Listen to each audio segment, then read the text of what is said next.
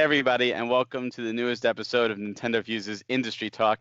I'm your host, Barry, and today I am joined by Moving Pieces Interactive, Patrick McAvena, the co-founder and president, and Kyle Erf, the lead programmer. Thank you guys for joining me. Hey, our pleasure. Barry, it's a pleasure, yeah. And we're going to be talking all about Moving Pieces Interactive and their newest game, Dodo Peak.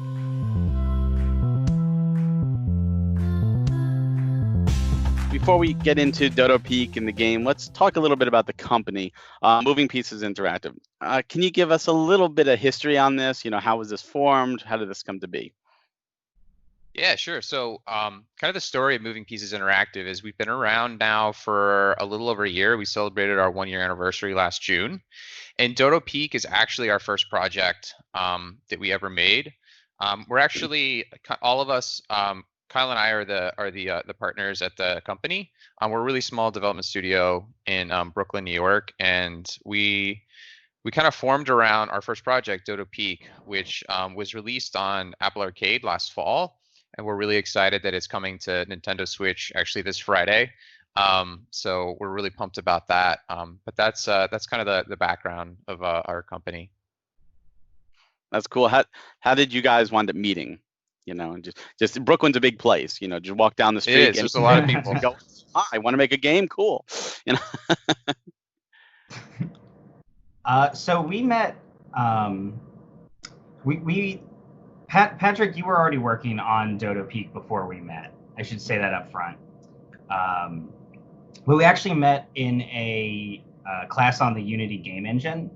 It was taught through this organization in New York called Playcrafting.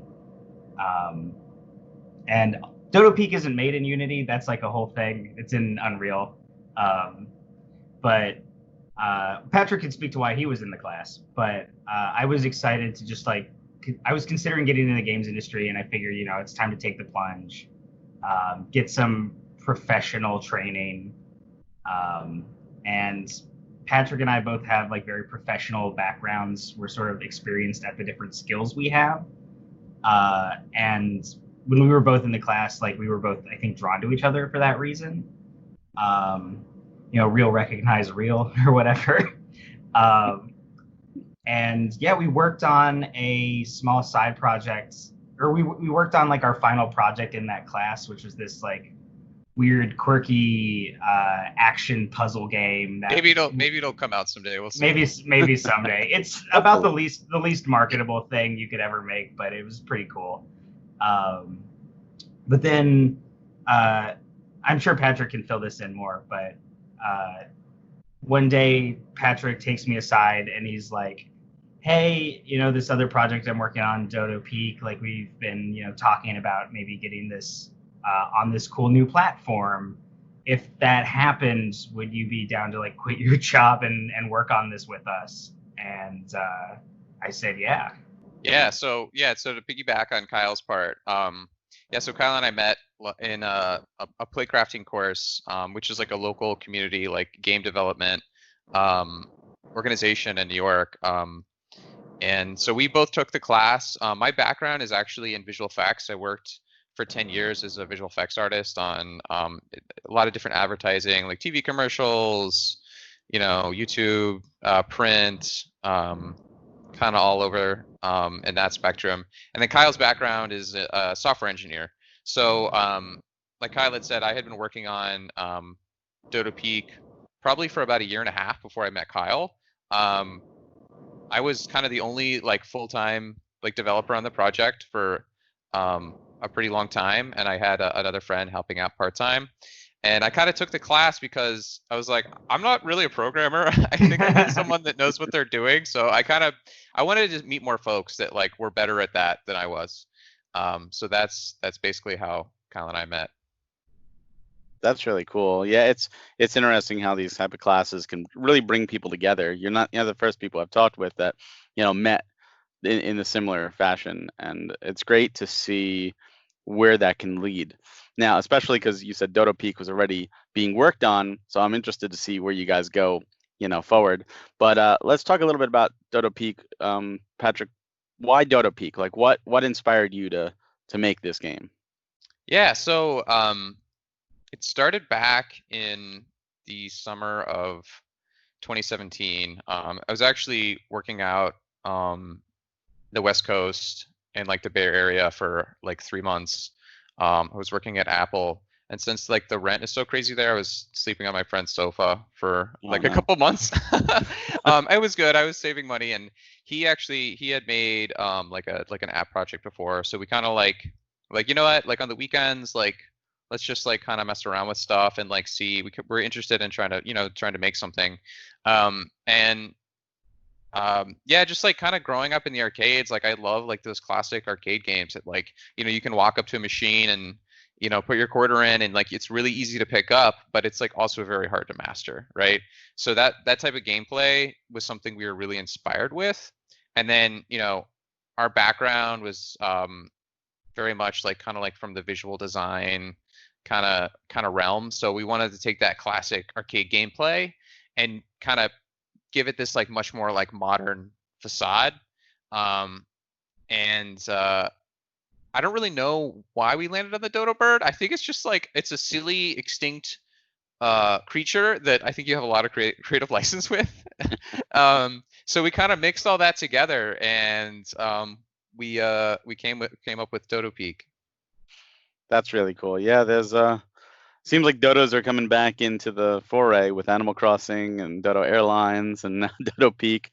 Yeah, what really timing? fun. But it's actually not just dodos. I mean, you've got a bunch of skins and different crazy different types of birds, and there's penguins and there's different outfits and stuff. What made you decide, hey, we're gonna do all this other extra crazy stuff in there like that? Because I think that's great. Yeah, well, kind of. I think we wanted to keep the core gameplay loop really straightforward and simple, but we thought about ways we can add a lot more like value to the game and variety. So we have 60 different levels. We have 6 different worlds, so every kind of like 10 levels is like a different world, which is really fun for us to come up with new mechanics that we can use and like a new environment. And then, like you said, we have like the dodo outfits, which are really, really fun to unlock. And we had a lot of fun making them. And I think people have been having a lot of fun with them just as much as we did making them. So it kind of like it adds a lot of variety to the game, and also kind of gives players something to kind of like work for, aside from just like progressing through the levels. And we're constantly like thinking of new ones that we can make. So if anybody has any suggestions, maybe we'll incorporate their ideas. We got some exciting stuff coming. Yeah, we do. The next update. Yeah, see, you could maybe do some kind of deal with Nintendo and do like a little Mario hat one and a Luigi hat and a Link hat, a little Samus helmet. That'd be great. When we get that clout, we'll be sure to capitalize on it.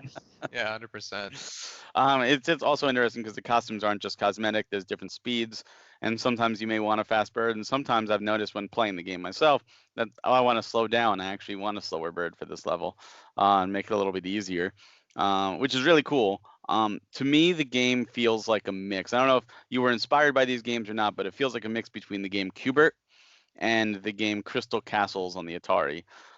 Just those two games just drew out, and I was like, this kind of feels like a hybrid of those, and just a lot of pick up and play fun, which you're right. Yeah, I was able to do a couple stages, put it down.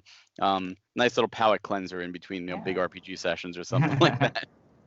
That's awesome. You said those titles. I mean, I can't. Again, I wasn't there for the first like year and a half of development, but like, Qbert definitely. I think basically the day I showed up, I was like, this literally looks a lot like Crystal Castles. I don't know if Patrick, you had heard of that game. So like one of the like kind of the coolest things for me personally, like through like kind of like first. Like obviously for like the first year, we didn't really show anyone the game, and then like we start to show more and more folks, and then people are like, "Oh, this reminds me of this game that I used to play," or like it's got, you must have been inspired by this, and like Qbert is like the one that like everyone definitely lists, and like we were absolutely inspired by that for sure. I had never played Crystal Castles before. But there's like a lot of games that people say where it's just like, I'll like look at and I'm like, wow, this is actually really awesome. I never knew this existed. It's been so interesting. There's like 2 that really got me that I was like a little familiar with Congo Bongo. Yes, that's another one. I never played it. Definitely looks similar themes, especially like the first like flagship worlds, like level design of Dodo Peak. And then there's also like Snake Rattle and Roll. Okay, And yeah. it actually looks, I think, the most like Dodo Peak of anything, but none of us were familiar with it. Yeah, like Uh, it's fun for me to hear these things too, because like I really love history and I love video game history, so I like to, like, when someone's like lists a game I hadn't heard of, I'm like, oh, I'm gonna go on a little rabbit hole and like totally. you know, research Patrick, what's the history the of this weirdest? What's the weirdest game you've heard it compared to? game. Or the Oh most man, surprising? that's really hard. The one that was the most exciting for me to learn about was probably Congo Bongo. I had never actually heard of the game before until The old Sega someone game. mentioned Yeah. it. Yeah, and like there's all these different, like they had it on Atari, they had it on all these different platforms, and like the arcade version of it is by far the best. And we were at GDC last year, and they had like a legit Congo Bongo cabinet, and we got to play it like in the flesh. Nice. Which was Yeah.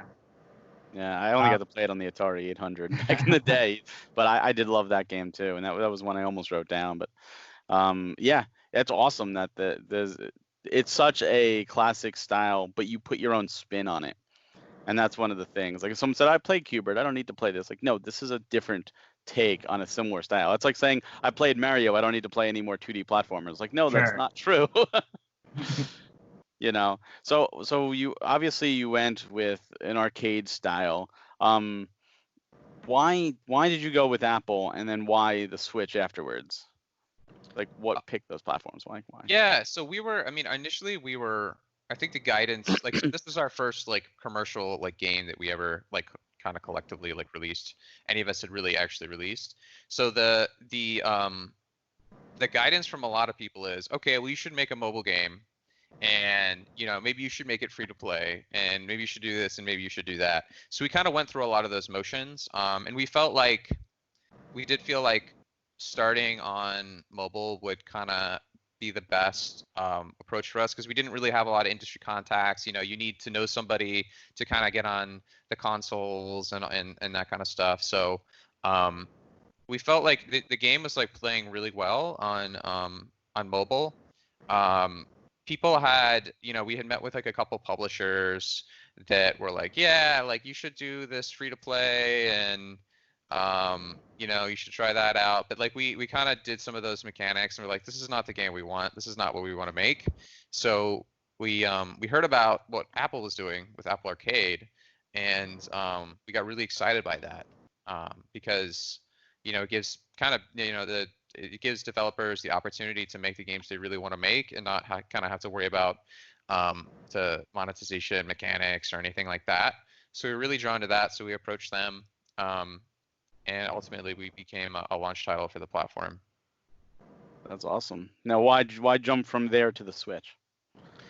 Well, the Switch, we had always wanted to come out with the game on Switch. Like we just like I got my first NES when I was like 2 years old, and I just loved it. And I just feel like the Switch is a really, really good fit for the type of game we have. I mean, there's like the nostalgia factor. There's just like, you know, pick up and play.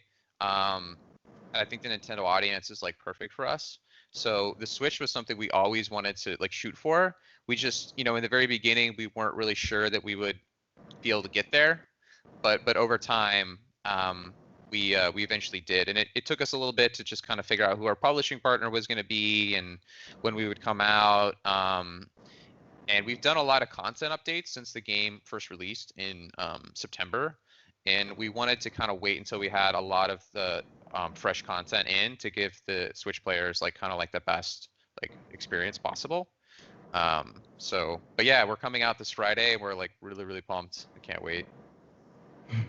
Yeah, it plays excellent on the Switch. I haven't played on Apple Arcade, but it really does work well on the Switch. What was it like working with Nintendo, like to get this contact in when contacting them and saying, "Hey, we want to put our game on your platform"? What was that relationship like?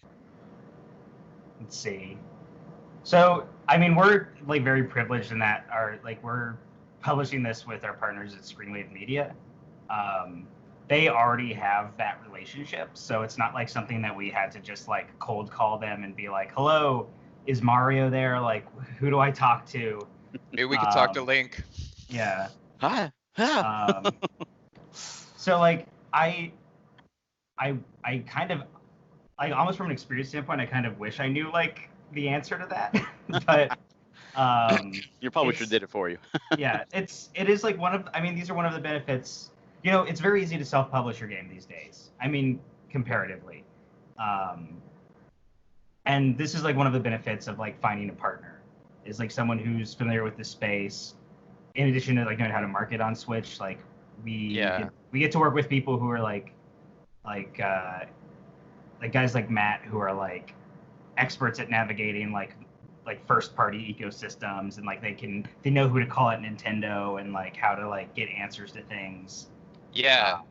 It's like developing the game is like obviously a thing of its own, but then like publishing it, marketing it, and then every platform is unique. So we're like really lucky to have Screenwave Media as partners to help us do all that. I don't think we could have done it on our own.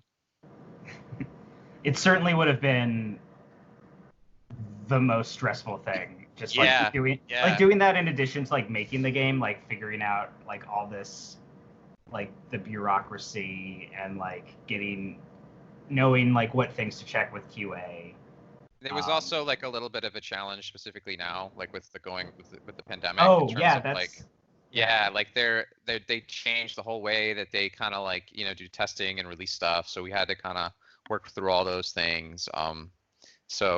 Because the whole like game, I believe this is true for other platforms too. Like a very like big concept in like console development is like everyone's kind of working out of the same office, and you're sending it to someone who's like in an office, and that's not true right now.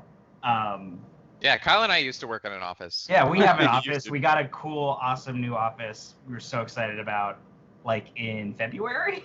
Oh yeah, no! in like late February.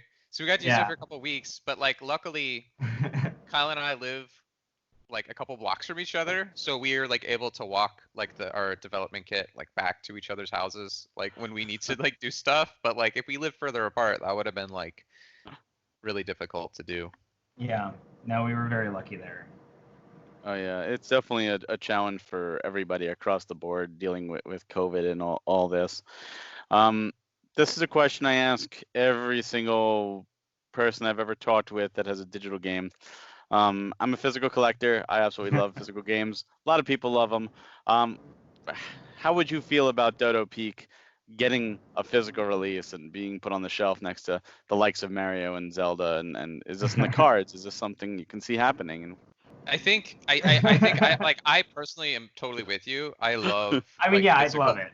Yeah, it would be crazy for me to say that would be bad. I will be totally honest. We have no plans to do it, but it doesn't mean that like it would never happen. I think there's a lot of things that would. If it did, it would be like a kind of a vanity, like collectors only thing, which totally happens. I don't actually know what the margins on just making the cart is, but right now our like store price is $10. I don't know if that ever works out. I think that the physical, I think that people like generally like have to, add on a little bit of price to kind of pay for the. Oh yeah, that's true. Yeah. But you wouldn't sell for $10. Yeah. But no, I would absolutely love that. Like I really like physical stuff. We made T-shirts, and to my surprise, a lot of people are like, "Hey, how can I get a T-shirt?" We just made them to kind of for ourselves at like like PAX and stuff. But we're actually considering now maybe like if there's some interest, maybe we'll do some more physical stuff. What I would really love is a plush.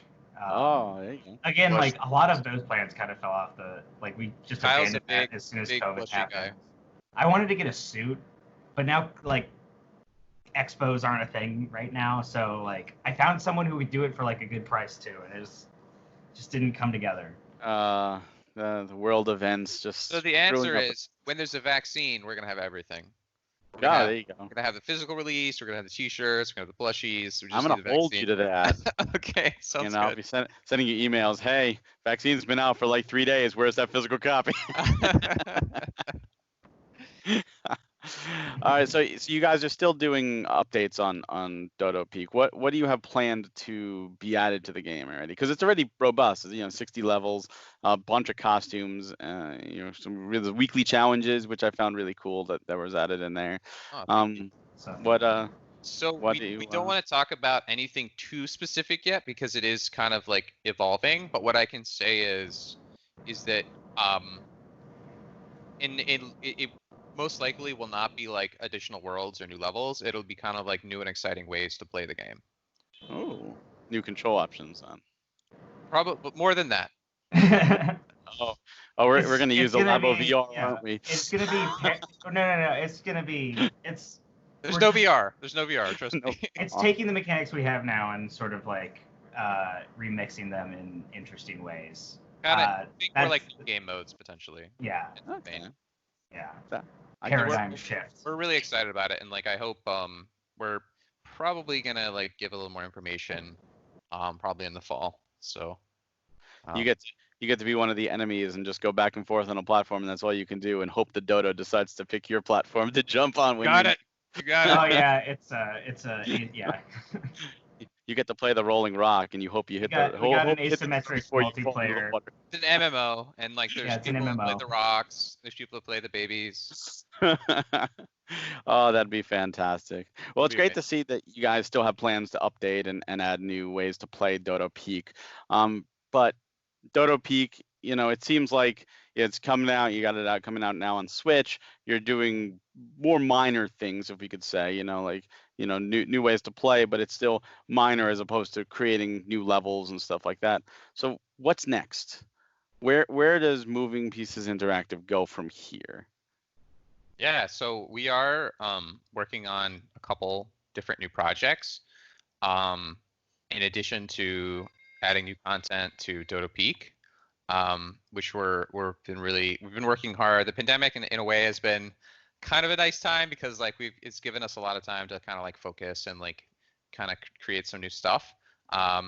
So I'm hoping that like probably later this year we're going to be like showing folks kind of what we've been up to. But until then, we're just gonna kind of keep our heads down on it and just kind of make it as Sorry to give you the classic game industry answer there. We're not talking about that right now, but it's gonna be cool. We promise it'll be cool. Yeah. Also doing the bird reference there with your heads in the sand. Yeah, well, I'm excited to see what comes from you guys. But you guys obviously have plans. I don't know these plans. But if you were able to create, just on your own right now or as a company, like the dream game that you would really like to make, like you have unlimited budget, you just want to make this, and you can use any IP. You have access to any IP. What would you like? Sit down right now. I'm going to start creating. What would you like to do? Moving Pieces Interactive, designs, whatever. Oh, any IP. This is good. Yeah, this is. I'd probably have to use some Nintendo IP. It'd probably be like No Man's Sky mixed with like Wind Waker, slash, but like massively multiplayer and yeah, I don't know. You sound like an 11-year-old right now. Yeah, I know, I do. Mario and Master I would Chief mix is there, as many- and they are friends. Mix as many like industry like tech terms as possible. Yeah. And just have the longest like tagline imaginable. But if you use Nintendo IP too, then you're really I think it'd be pretty cool. I would love to like actually get like this isn't necessarily shooting for the moon here, like this is totally within the realm of possibility. Yeah. But like it would be cool to like take what we've learned doing Dodo Peak and do like another AA like version of like an actual classic arcade game. Yeah. There's like some interesting stuff with like there's like a new Qbert that came out like on mobile in the middle of this, and I haven't played it because I'm kind of afraid to. But I did see some people talk about it and like mention our game in the same sentence, and like that was a very surreal moment. You're like, oh, there's this, but you can also just check out Dodo Peak, and it's like a different spin on that. And like that's a crazy moment as someone who's like new to game development. But it would be cool to get like the Qbert license. Not like it's not something we're pursuing right now, but like I think that would be neat. I don't know. You could do Dodo Peak cross Qbert. Yeah, there we go. Dodo Peak 2 featuring Qbert. It'd be fun to have Qbert as like a special character you could unlock in the game. I was like yeah, very makes sense. annoyingly saying we should do that like early in development. One thing I Realized really it's not possible to do just out of nowhere. One thing that I do mess with and maybe it'll see the light of day at some point. But I actually really want to make like a retro mode for Dodo Peak that actually like kind of, if you kind of imagine like PS1 style like graphics, like I think that would be kind of fun. It's like doing like retro like 3D graphics in like a real way is actually a bit you definitely have to get creative with it for sure. Like Um, the early polygons, like the low yeah, polygon yeah. I model. mean, like like Congo Bongo, like I would say that that's like a really good example. Obviously, it's not real 3D, but you know, they've got perspective and stuff. Oh yeah. Oh, that sounds really cool, and I look forward to seeing what you guys do with that. Any last thing you may want to say to somebody who's watching this? Maybe they don't have Dodo Peak.